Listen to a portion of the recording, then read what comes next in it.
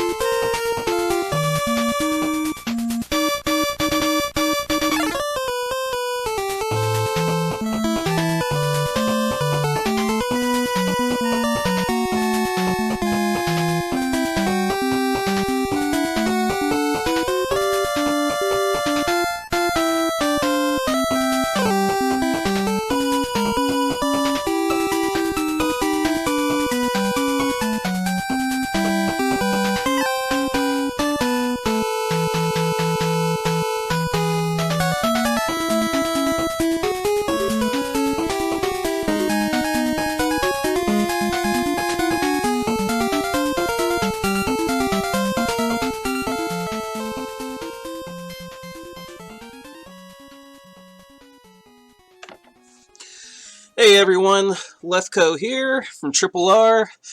Been forever since I've done one of these, but I wanted to try something a little different.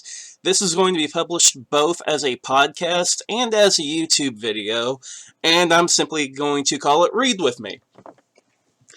In this, we're going to be checking out some older retro video game magazines, And I'd really like to thank a website called retromags.com who keeps a collection of these. It's always growing. Tons of gaming magazines. Of course, Nintendo Power, Electronic Gaming Monthly, GamePro, being the big three I remember. But they've also got some classics that not quite as well known, but I think that were really good publications, like Next Generation, PC Accelerator. So I highly recommend you go check them out. Now, the cool thing about this is that you can actually read this with me. If you're watching on YouTube right now, I've already got the video set up to where we can browse with me. Or if you prefer, you can actually download the magazine over at retromags.com. For this segment, we're going to be checking out Nintendo Power Volume 20. And, wow, $3.50. God, I wish magazines were still that cheap. So, I got this in the mail whenever I was a kid, and I got my Nintendo Power subscription. This was one of the issues I had gotten in during that time, and I loved this issue. The cover was great. I had rented Mega Man 3 before I had gotten the magazine. I loved Mega Man 3. And then I got this issue, and bam. You got to see the Wily Fortress on the cover with Mega Man and Rush. Really wicked. So going on, everyone remembers this ad. 24 issues for $30. God. Yeah, I really wish magazine subscription prices were the same. And who remembers the strategy guides, where random issues of Nintendo Power would be a strategy guide for an entire original Nintendo game before they actually branched out and had the strategy guides being a separate thing. Really love those. Maybe we'll check out some of those sometime if you guys like this idea that I'm doing here. I really want a Team Power pin. I need to get on eBay and see if I can find one. Of course, first page in the old issues was the power line.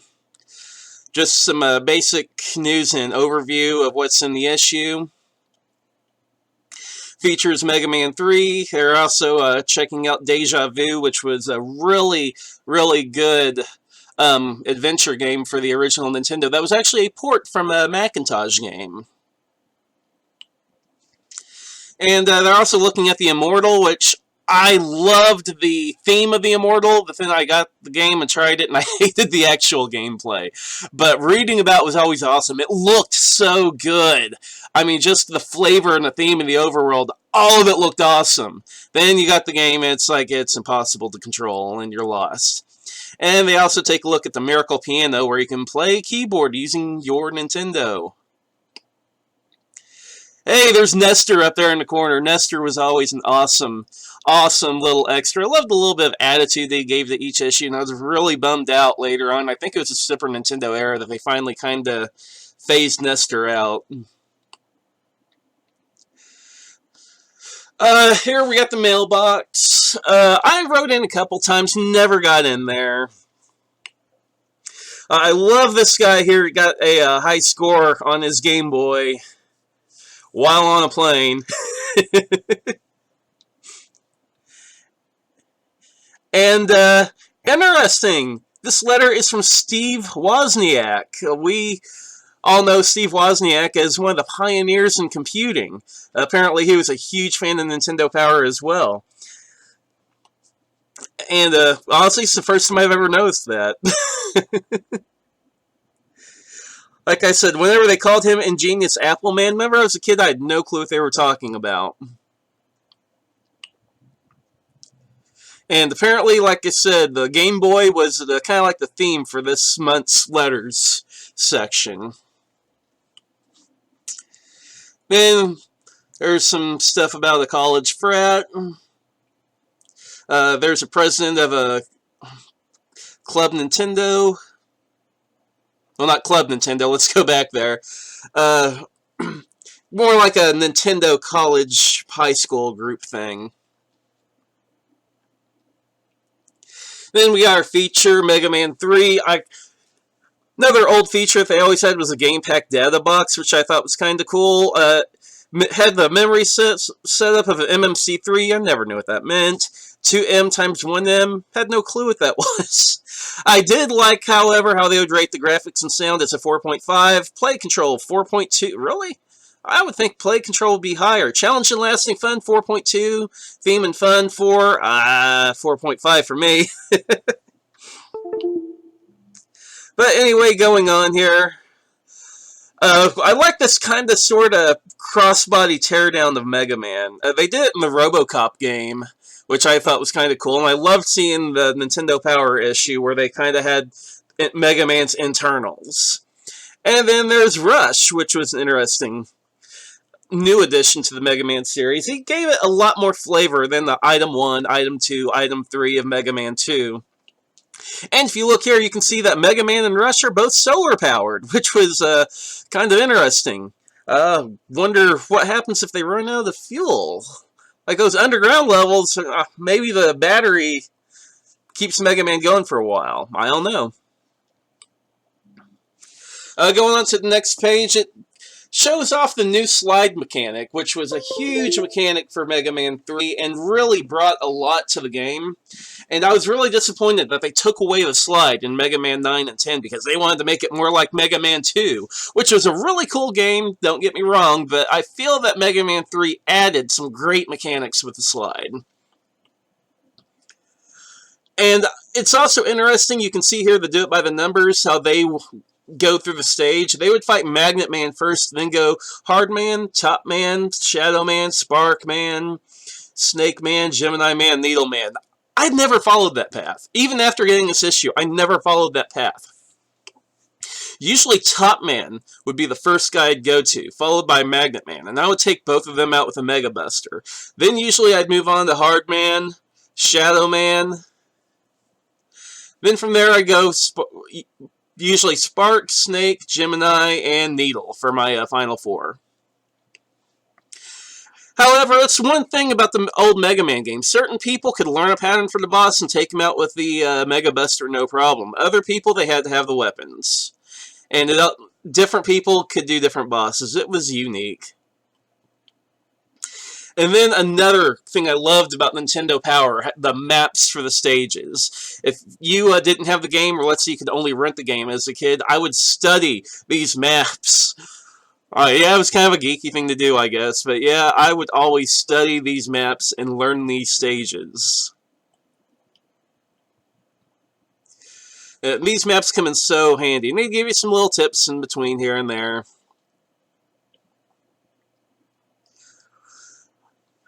Sparkman, this stage, I kind of loved the music of it, but the stage itself was kind of weird for me. I thought it was one of the more bland stages out of them all. Snake Man, it had some snake flavor to it. I thought it was kind of cool. I never understood the cloud floating platforms at the end of Snake Man stage, though. I had no clue what that had to do. Gemini Man, this stage was awesome. I love this level in this game. The little platforms, the round ones you could shoot that had the flying fish-looking things that came after you. That was a cool little feature I really liked. And then this section here, they're going through the dock bosses, where you refight the guys from Mega Man 2. I love the fact that they brought back the Mega Man 2 bosses. It's like you get 16 bosses in one game instead of your normal 8. The only part I didn't like was that they all had the Doc Robot shell, which I was really disappointed in. I think they did it due to they probably couldn't fit enough sprites in to animate the 8 bosses from Mega Man 2, but they could get one sprite that would lower onto the Doc Robot as the fight began, and I would almost would have been happier fighting just a static sprite from Mega Man 2 rather than the Doc Robot thing, but it is what it is. It was still a great feature. So as you can tell, this is actually getting you through fairly far in the game. It's a heck of a guide. Then finally, scrolling down, gets you the Wily Tower, which really, Wily, in this drawing that they did of him, he don't look real intimidating to me. He don't look nearly as menacing as he did in that European Mega Man 2 or Mega Man 3 box art, you guys should totally look up that European art. Wily looks vicious in the background of that box art. Only in the European version, though, for some reason. Now, of course, they're not going to tell you how to beat the Skull Compound. They'll give you tricks, but you're not going to get the full map this time around. But really good feature on Mega Man 3 in this issue. Any Mega Man fan needs to download this issue and check out this feature. And now, here's an interesting thing that shows you the tech behind the cartridges. As a kid, this was awesome. Why your game packs never forget. Which is more or less telling you how gaming started working to save your game, more or less. Which I thought was kind of cool. It's really interesting to read about this as a kid. I didn't really understand a lot of it, but it was still pretty cool. And it actually shows you the different types of games that can be used with the different MMCs. Like MMC 1, games like Zelda, Metroid. 2, only Punch-Out used 2. 3, Mario 3 used the MMC3 a crap ton. The other game that they brought into it, Play Action Football, I've actually never played before, so I might want to look into that one.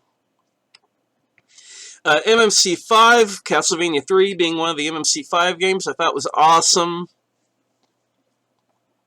Then finally, it talks about battery backups. And of course it brings up the 2 classic role-playing games, Final Fantasy and Dragon Warrior. It talks about how compression's used, and they actually do it using Tetris, which I thought was a nice little touch there. And then we're going to go into The Immortal. This game looked awesome as a kid. I really wanted to enjoy it. However, dear God, it's so confusing once you actually get into it. I about disagree with everything in the power meter. Graphics, I'd probably rate it a 3.5. Play control, 3.7? No, 1.5. Challenge? Oh, challenge, yeah, 5. Lasting interest, not so high, maybe a 3. Theme and fun? The theme I would give a 5, but then fun I'd drop down to like a 2. But this game looked so cool. How you have this dungeon that you would fight through, and the battle system brought you into something that looked like an RPG battle system, even though it was real-time. It looked really interesting, and the traps in the dungeon all looked fun too. But even using these maps, I never got real far. I don't think I ever got further than like level 2 or level 3, just because the battles were so random, and you could get killed so easily. One hit normally would kill you unless you're in a battle. And the maps wasn't even a huge help. But I almost want to try to get back into it, see if maybe... I've tried before. I tried in like my mid-20s to replay this game, and it was the same. I couldn't get anywhere or do anything. Maybe I should go back and try again. Interesting thing on this page, all these screenshots, and then you got this one hand-drawn character over in the corner here. It kind of stands out a bit. And then it does actually take you through to the end of the game. You don't get maps for level 6 or 7. Always wanted to fight this dragon, but never really got the chance to. But they more or less walk your way through the dragon battle.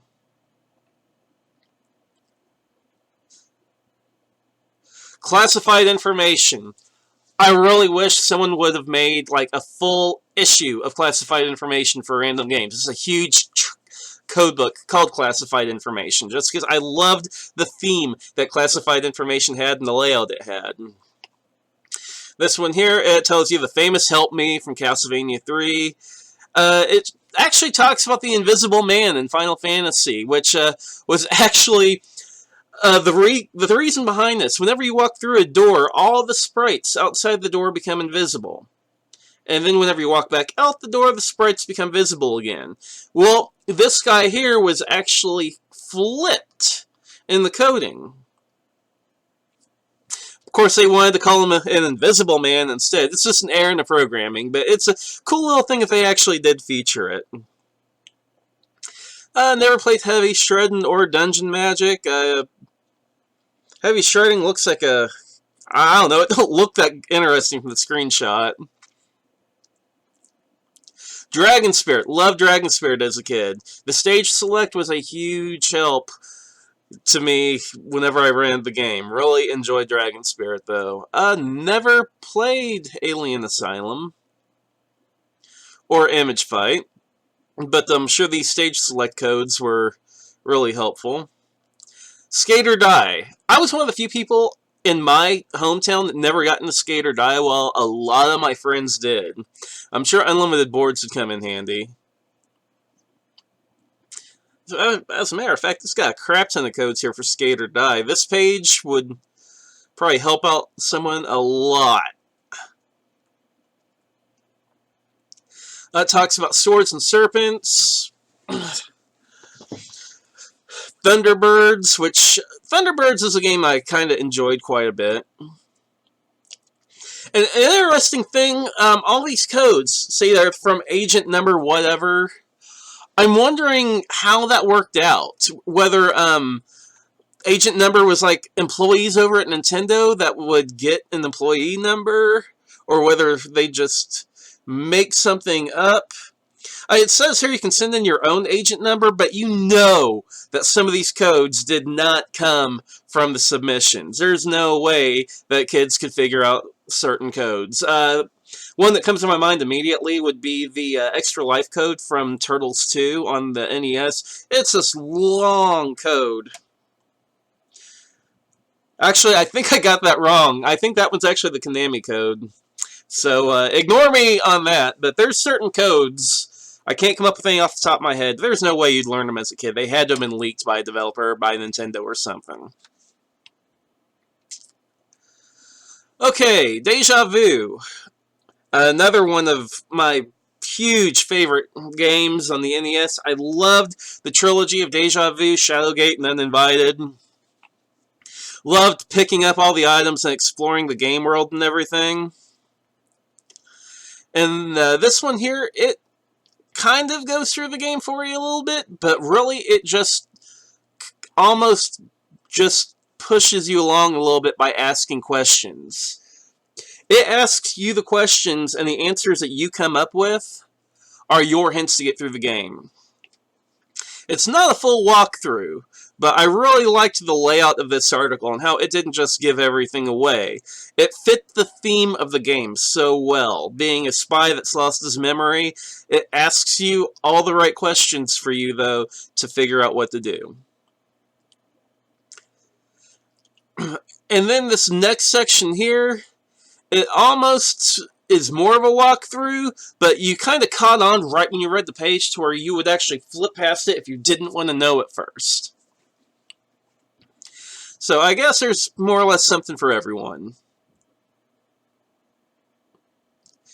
But yeah, it's a full walkthrough, which really, you can have it if you need it, but I would recommend, if you haven't played this game yet, go back to the area where it asks you all the questions. It's a much more thrilling way of getting through the game rather than having your hand held through it.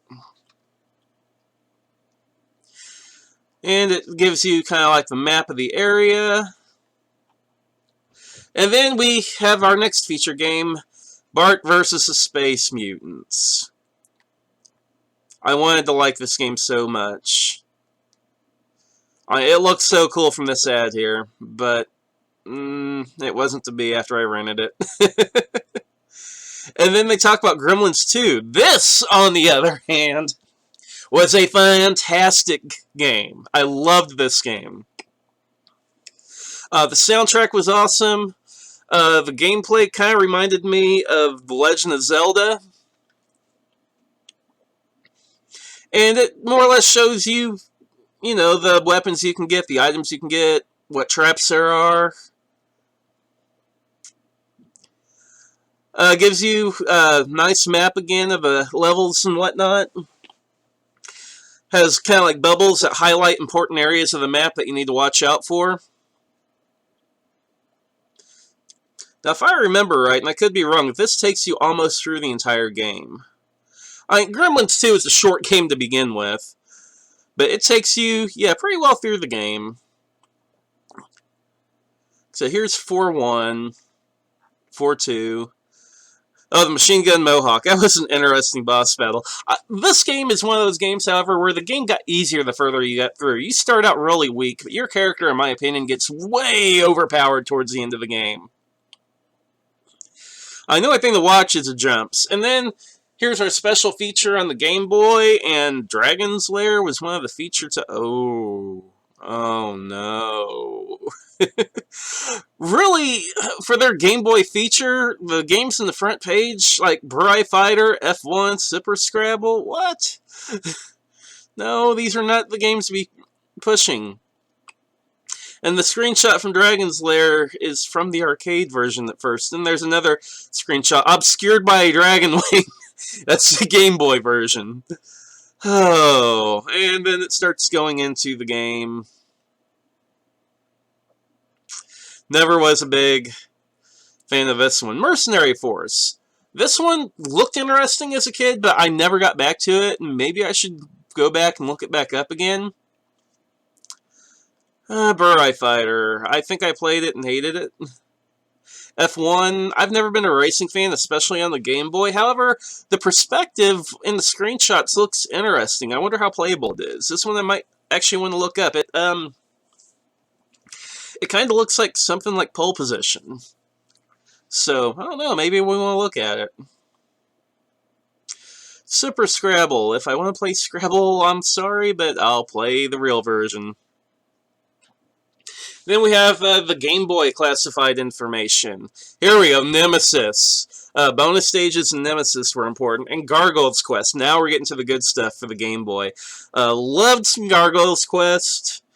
Great game. I loved the second one on the NES, and then Demon Crest on the Super Nintendo was just what a leap in the series. And the other two games were great, but then Demon Crest was absolutely amazing.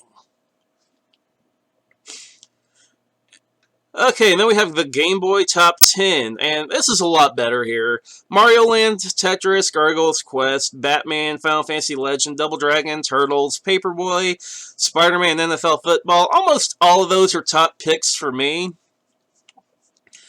Honestly, I wasn't a big fan of Paperboy, Spider-Man, or NFL Football, but all the others in that list, strong titles.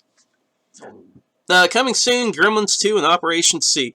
Operation C I really liked. I never played Gremlins 2 on the Game Boy. I'm not even sure if it ever came really out in Game Boy. If it did, I need to look it up. I totally missed that one. Everyone loved Howard and Nestor. This one here, they're going through space. It looks like the game that they're going on was Solar Jetman. Yeah, there it is, right there. He's talking about it. I liked Solar Jetman. It was fun. And the artifact that they find, of course, is a bow tie. Then here we have the Miracle Piano. Now, I'm a drummer. I've got a buddy that's a keyboard player who might be interested in something like this. And if I ever were to come across one and find one, I would pick it up for sure.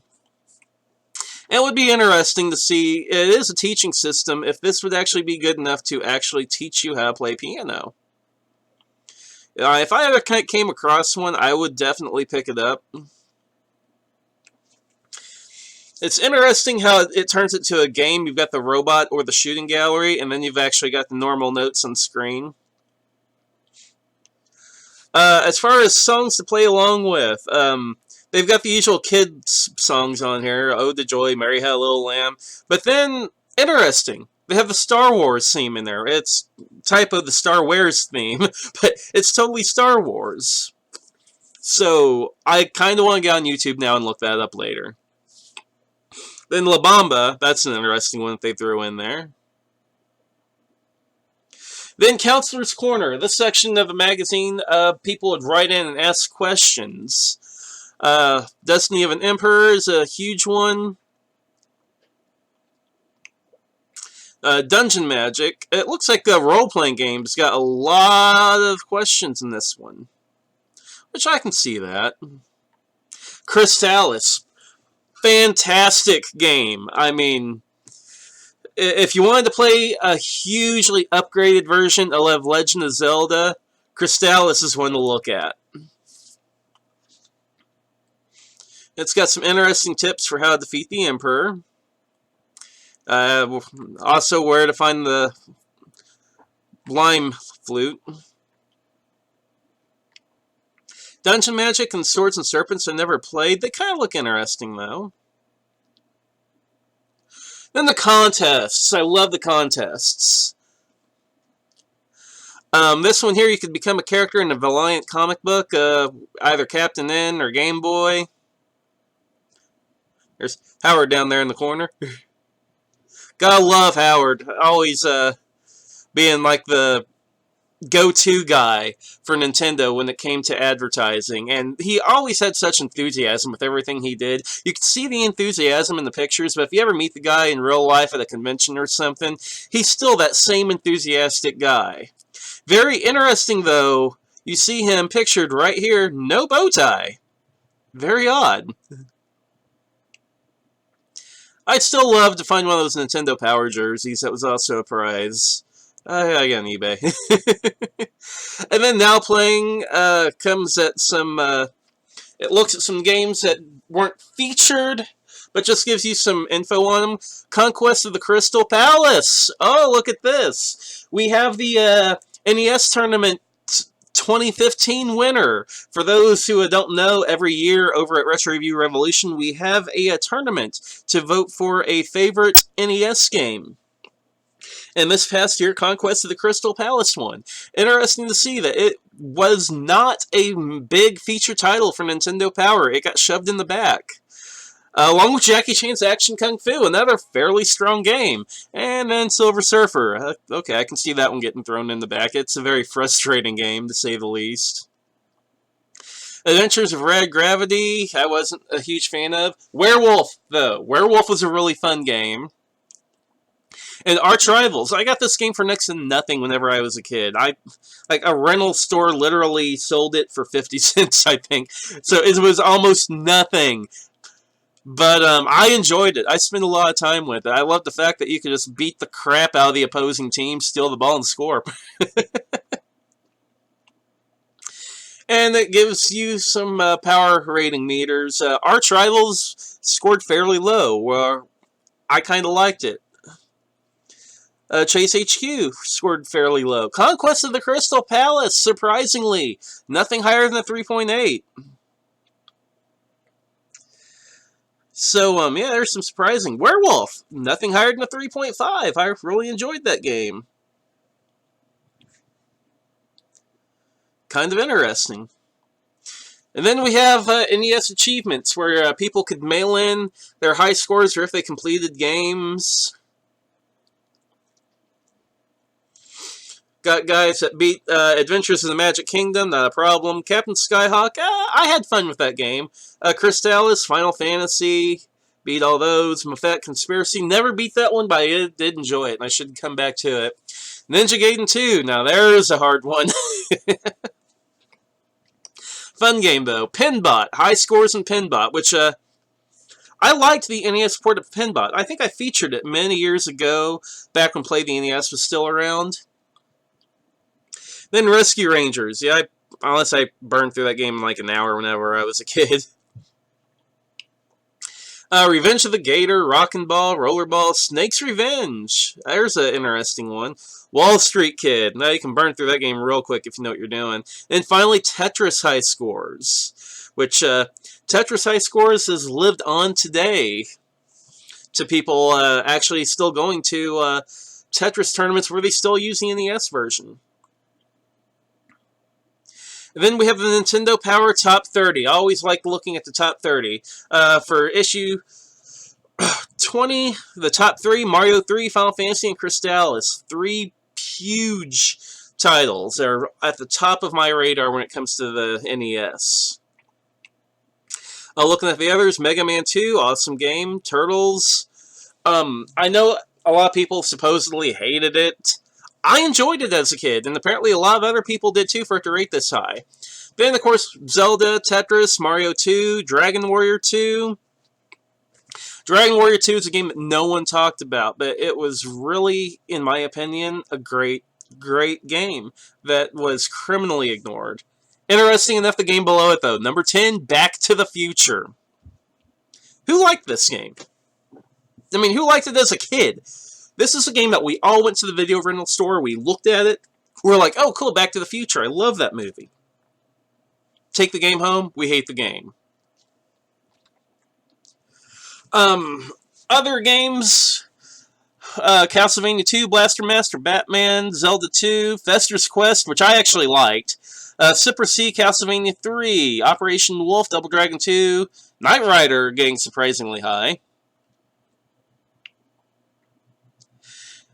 And then right here, they did this interesting thing where they had the player's pick, the pro pick, and the dealer pick. Crystalis topping the pro pick, which great taste. Of course, Final Fantasy topping the player's picks. And of course, the dealer's pick, yeah, Super Mario 3 wins by a landslide, obviously.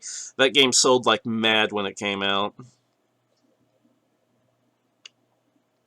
And then, this is the part of Nintendo Power that I'd often ignore, the celebrity profile.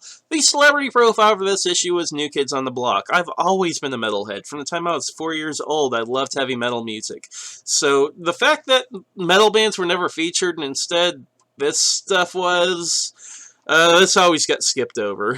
And then Packwatch was always cool. Look into the future of, some of the new NES games that would be coming out later in the year, next year, whatever. And a lot of times the screenshots in this would not appear in the game later on down the road. And a lot of times the game they're talking about sometimes just wouldn't come out. G.I. Joe did come out, and I did enjoy G.I. Joe quite a bit.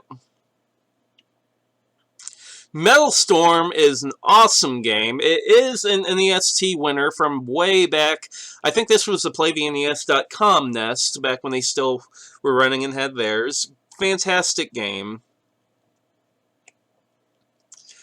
And then from Konami, they look at Base Wars, which is another one of my favorite games. Port of Monopoly. Zombie Nation, I actually had fun with, even though I know a lot of other people don't like it. And then here is where we would start drooling. The Super Famicom, what would later become the Super Nintendo. It showed you F-Zero, which looked amazing. Mario World, which at the time was actually subtitled Super Mario Bros. 4. And it just looked fantastic. Pilot Wings, from the screenshots, it didn't look too great, but once you saw it in motion, again, Pilot Wings was incredible. Uninvited, another one of my favorite NES games, and in that same trilogy that Deja Vu and Shadowgate was. Galaxy 3000 never played, Mini-Putt, golf never interested me. And then we'd have the gossip section. Interesting thing, who are the Battletoads? Well, that turned into a huge game later on down the road, didn't it? Of course, Capcom continuing to make Disney games. Darkman game. Then finally a bulletin board where you can get back issues, strategy guides. It also talks about burn-in, if you have like a projector-style TV, or if you had one, how you don't want to pause your video games. Otherwise, you can burn them in, or sometimes even like the menus on the screen would burn in over time to your TV. Then it has a preview for the next issue, Turtles 2, the arcade game. Great title. Star Tropics, also a great title. Then, of course, there's Howard checking out Big Ben there. And then finally, our back cover showing this cool little vending machine for random stuff, including copies of Mario 3. So, that is our look at Nintendo Power issue 20. Hope y'all liked it. If you guys like this kind of thing, let me know, and I'll bring up more magazines for us to look at. So until then, we're going to fade out with another music track. Of course, it's going to be a shorter podcast, but Thanks for listening in. Thanks for reading along with me. Of course, we're just browsing. I hope you take the time, though, to go to Retro Mags, look up some old video game magazines that you enjoyed as a kid, and relive them again. And honestly, Retro Mags is an awesome site, but they need help to keep going, too. I would recommend making a donation to Retro Mags to help them stay afloat and to keep going, and to continue their contributions to the retro gaming world. And until then, this is Lethco signing out with one of my favorite modern gaming tracks. Let's take a listen to Saber's Edge from Final Fantasy XIII.